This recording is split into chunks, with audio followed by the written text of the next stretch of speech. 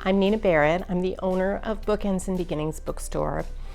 I have lived in, worked in Evanston over a period of 40 years. When I was a Medill student, which is why I came to Evanston in 1985, I walked down an alley in the middle of Evanston on Sherman Avenue and found the most magical bookstore. It was called Bookman's Alley. It was something like Harry Potter and Diagon's Alley before those things had even been invented.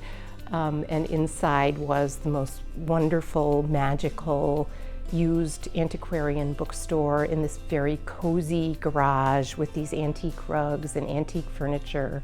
And it was so magical, I had to write about it.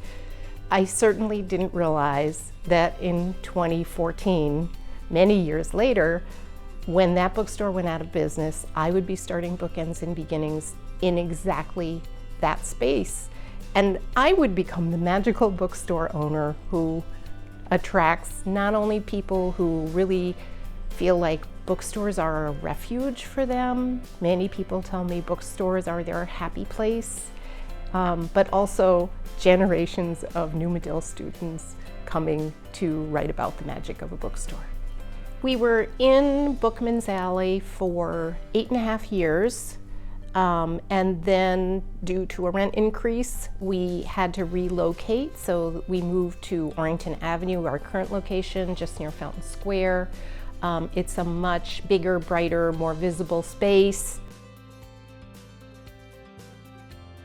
My background in book selling actually goes back to 15 years when I worked on and off at Women and Children First Bookstore in Chicago. That was a bookstore and still is a bookstore largely devoted to women, women's writing, women's history, and it really taught me how vast a subject that is and how many different writers have worked to unearth women from history that wasn't written or wasn't published. And so we now, I think, have a much richer women's history than certainly in the 80s when I first came to Evanston.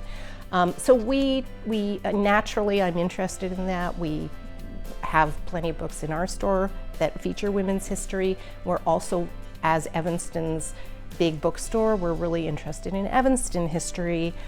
We carry all kinds of books that feature Evanston, including, this is the most recent book, Encountering Evanston History. It's mainly essays that were published previously in Evanston Roundtable, but it's a really deep dive into Evanston warts and all, and I totally recommend this for anybody moving to Evanston or anybody here who really wants to know more about the forces that shaped us.